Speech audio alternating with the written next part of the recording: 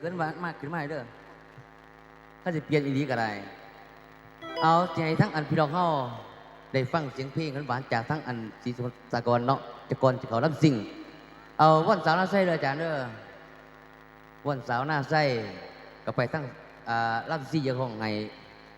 จะเขาลำซิ่งซ้ำอีหลาท้ายสุดแล้วเนาะ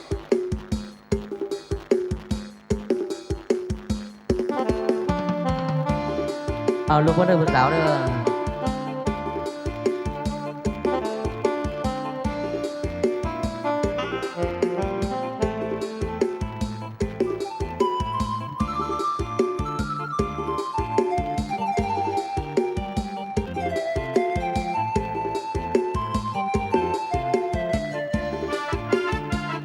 เมื่อมาพบน้อ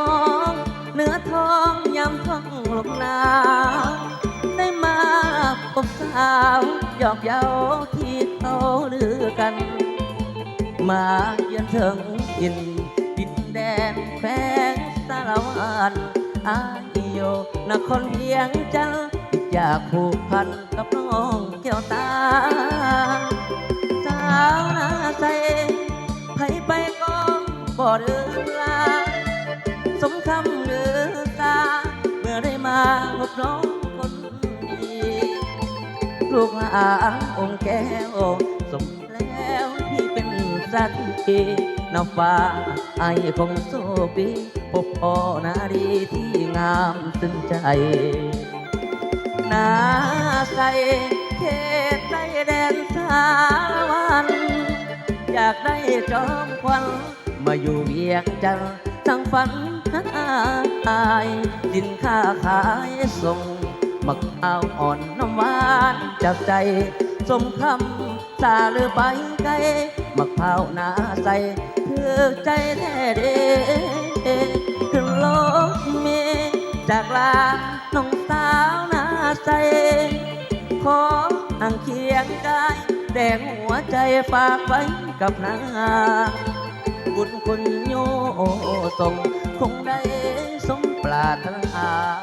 อยากมาอยู่เพียงคู่ที่ว่าอายปรารถนาน้องสาวนาไทยขอบคุณขอบใจกันเลยก่อนเด้อให้ยืนดีไม่แห้งก่อนปีใหม่ได้อีพอเด้อก้มเจ็บจะไหนก้มใครสุนี่มาคำพูดให้พวกนี้เนาะขอให้เตะก้มสูงกันแล้วกันขอใจได้จริงเด้อท่านมาหา10,000อะไรเพื่อจะหา10 ล้านนาใสเขตใต้แดนสารวันอยากได้จอมควัน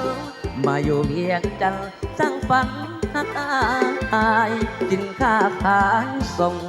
มักพร้าวอ่อนน้ำหวานจับใจ